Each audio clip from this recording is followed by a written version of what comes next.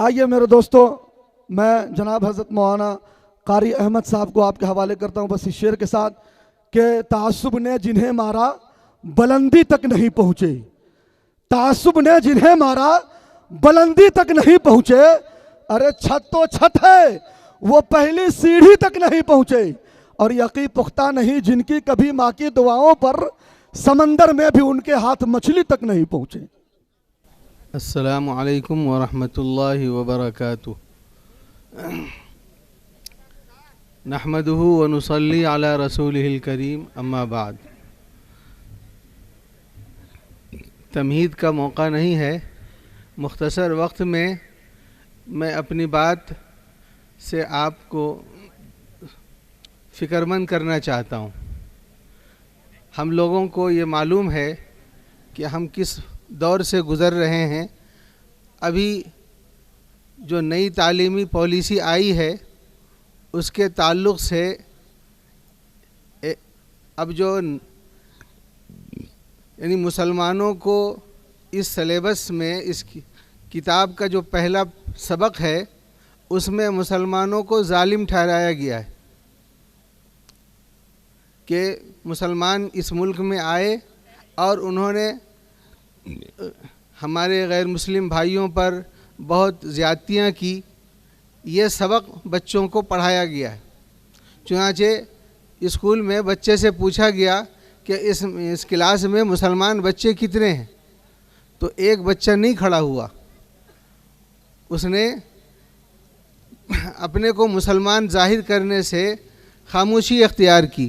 یہ بات اس کے گھر والوں کو معلوم ہوئی تو گھر والوں نے بچے سے پوچھا کہ بھائی تم نے اپنے کو مسلمان ظاہر نہیں کیا؟ تو اس بچے نے یہ کہا کہ میں اپنے کو ٹیررسٹ کا بیٹا ظاہر کرنا نہیں چاہتا ہوں، چونکہ مسلمانوں کو ٹیررسٹ بتایا گیا ہے اس لیے میں نے اپنے نام کو ظاہر نہیں کیا اپنے آپ کو کہ میں مسلمان ہوں۔ یہ نوبت کیوں آئی؟ حضرت مولانا قاسم نانوتوی رحمۃ اللہ علیہ کا ایک فرمان ہے، انہوں نے فرمایا کہ مسلمانوں کے ہاتھ میں حکومت بھی تھی اور دین بھی تھا، لیکن بادشاہوں کی بدعنوانیوں کی وجہ سے مسلمانوں کے ہاتھ سے حکومت چھن گئی، ناقدری ہوئی۔ اب جب دین بچا ہے اس دین کو بچا لیجئے، اس کو بچا لو، اور اس کے بچانے کی شکل یہ ہے کہ تعلیم کا جال بچھا دو، تعلیم کا ایسا جال بچھاؤ کہ شہر سے لے کے جنگل تک بھی جو آبادی ہے وہاں تک کا ہر بچہ، ہر مرد، ہر عورت، بڑے جوان بوڑھے، ہر ایک کو دین کی بنیادی تعلیم مل جانی چاہیے۔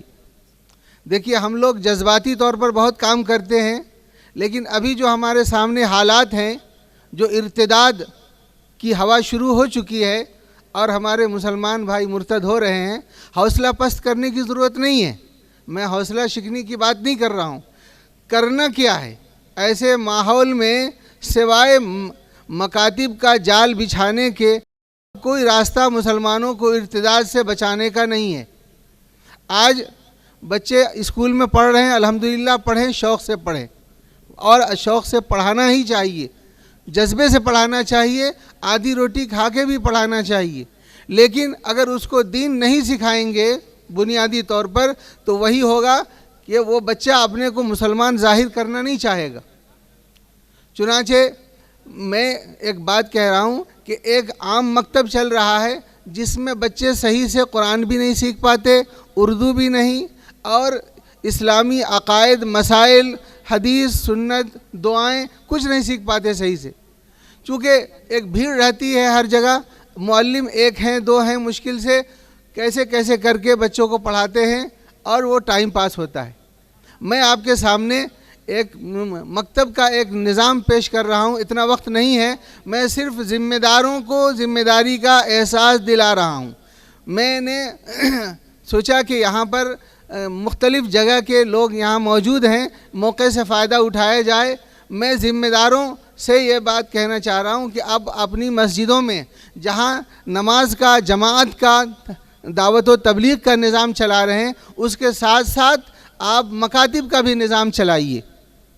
میں نے بنگلور میں دیکھا کہ اسی مسجد میں، بنگلور شہر میں جماعت کے 4 مراکز ہیں، 4 مسجدوں میں 4 مرکز ہے، جیسے ہمارے شہر میں 1 مرکز ہے، وہاں 4 مراکز ہے، اور ہر مرکز میں جہاں دعوت کی نسبت پر مشورے ہو رہے ہیں، ہفتہ واری اجتماع ہو رہا ہے، اسی اجتماع میں مکتب کا بھی مشورہ ہو رہا ہے۔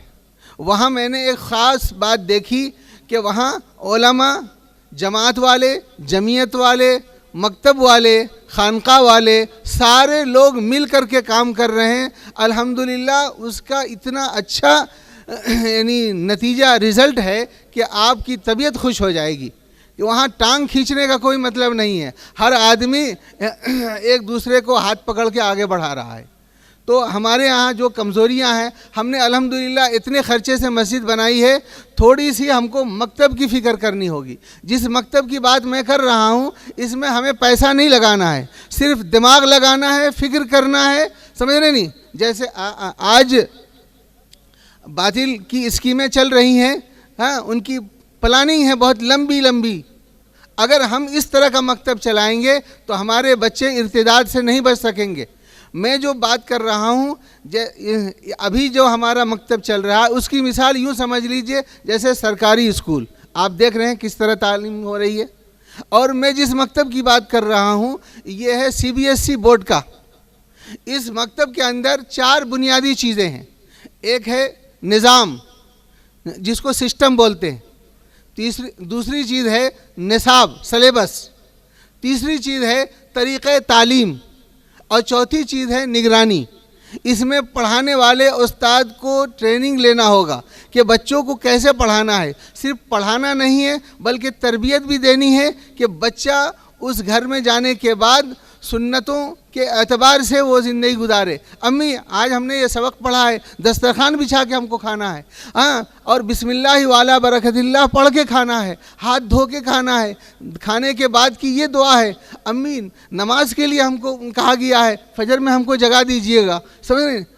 یعنی اس ڈھنگ سے تعلیم دینا ہے کہ یہ بنیادی تعلیم بچے کے دل و دماغ میں پیوست ہو جائے، اور بچہ جو ہے اپنے طور پر بھی عامل ہو جائے اور داعی ہو جائے، اس کے گھر میں دینی ماحول پیدا ہو جائے۔ ایسے مکتب کی بات میں کر رہا ہوں۔ اس کے لیے ابھی جو مکتب چل رہے ہیں، اس میں استاد ہی پورے طور پر ذمہ دار ہوتا ہے، اس کو پڑھانا بھی ہے، پیسہ بھی وصولنا ہے، سب کرنا ہے۔ کچھ دن چلتا ہے مکتب، پھر بند ہو جاتا ہے، پیسے لوگ دے نہیں پاتے ہیں۔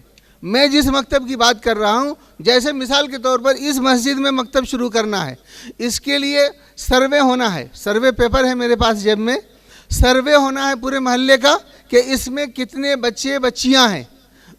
ہاں، کمیٹی پہلے تشکیل دینی ہوگی، چاہے مسجد کمیٹی ہی اس ذمہ داری کو سنبھالے، اور اگر وہ نہیں سنبھالتی ہے تو ایک نئی کمیٹی مکتب کے نام پر بنائی جائے جو تعلیم سے فکرمند ہو۔ اس میں صرف بچے کو 1.25 گھنٹہ پڑھنا ہے، 1 گھنٹہ پڑھائی ہوگی، اور 15 منٹ میں اس کا سارا یعنی اس نے بچے نے نماز پڑھی نہیں پڑھی، کیا مار پیٹ کچھ نہیں، شوق دلا کے ترغیب دے کے پڑھانا ہے، سمجھ رہے نہیں؟ تو اس طرح کا مکتب اگر ہم چلائیں گے انشاءاللہ۔ اچھا، اس میں پیسہ نہیں لگانا ہے، پیسہ بچے کے گارجین ہی کو جمع کرنا ہے، یعنی میں تفصیل سے ابھی نہیں رکھ سکتا ہوں، تفصیل کے لیے کم از کم 1.5 گھنٹہ وقت چاہیے، لیکن میں چاہتا ہوں کہ آپ حضرات جہاں کہیں کے ہیں، آپ لوگ اپنے یہاں یہ نظام بنائیں۔ الحمدللہ جب وہ اس طرح سے آپ اگر ایک نمونے کا ایک مکتب اگر اپنے یہاں شروع کر دیے تو دوسرے لوگ دیکھ کر کے اپنے یہاں بھی اسی کے نمونے پر کام شروع کر دیں گے انشاءاللہ۔ اس میں کمیٹی ذمہ دار ہوتی ہے، معلم کو صرف پڑھانا ہے، اور پھر نگرانی کی وجہ سے استاد بھی صحیح تعلیم دیتے ہیں، بچے بھی ذمہ داری سے پڑھتے ہیں۔ اس میں ایک مسئلہ آتا ہے کہ بعض بچے پیسہ نہیں دے پاتے، غریب بچے ہیں، تو اس کے لیے کیا ہے، ابھی چونکہ جذبہ نہیں ہے تو اس لیے بچے مکتب کے معلم کے لیے پیسہ نہیں دے پاتے ہیں، ورنہ یہی بچے اسکول میں پیسہ جمع کر لیتے ہیں۔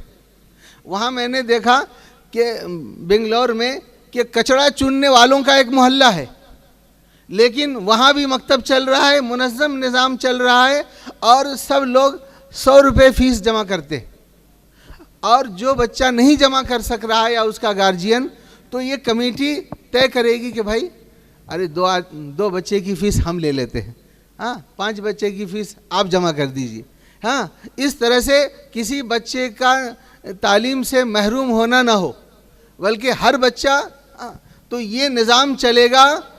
جماعت کے فکر مند ساتھی ہوں اور تعلیم سے جن زیادہ دلچسپی ہے وہ لوگ ایک کمیٹی بنائیں گے اور اس کے بعد رابطہ کریں گے انشاءاللہ۔ وقت میرا پورا ہو گیا، تو اس کے لیے کون کون تیار ہیں؟ ہاتھ اٹھائیے تو۔ نہیں، سب لوگ نہیں تیار ہیں، یعنی ہر ایک کو اپنے بچے کو یعنی دین کی بنیادی تعلیم سے آراستہ کرنا ہے۔ اس کے بغیر ہمارے بچے ارتداد سے نہیں بچ پائیں گے۔ دیکھیے ہم لوگ کوس رہے ہیں دوسروں کو، غلطی ہماری ہے۔ اسلام میں کہاں ہے بغیر تعلیم کے؟ الرحمن علم القرآن، شروع سے ہی تعلیم ہے ہمارے اندر۔ اچھا، جب دینی تعلیم کی بیداری آ جائے گی تو وہی بچہ انشاءاللہ دنیاوی تعلیم کے لیے بھی فکر مند ہوگا، گارجین بھی فکر مند ہوگا۔ آپ لوگ صرف رابطہ کریں۔ الحمدللہ ہمارے ہاں جو جمعیت علماء ہے اس کے تعلق سے دینی تعلیمی بورڈ اس کی ذمہ دار ہے، اور یہ کام ہو رہا ہے۔ آپ اب جہاں بھی آپ کو کام شروع کرنا ہے مکتب کا، وہ رابطہ کریں اور وہاں شروع کریں۔ انشاءاللہ بہت اچھا رزلٹ آئے گا، آپ کی طبیعت خوش ہو جائے گی۔ آپ کے تصور میں نہیں ہوگا کہ یہ بچہ 5 سال پڑھے گا اور پورا قرآن اس کا ناظرہ مکمل ہو جائے گا، سورہ یاسین اور صورتیں اس کو حفظ یاد ہو جائیں گی، ہے نہیں؟ بہت اچھا رزلٹ ہے، صرف آپ کو کام کرنے کی ضرورت ہے۔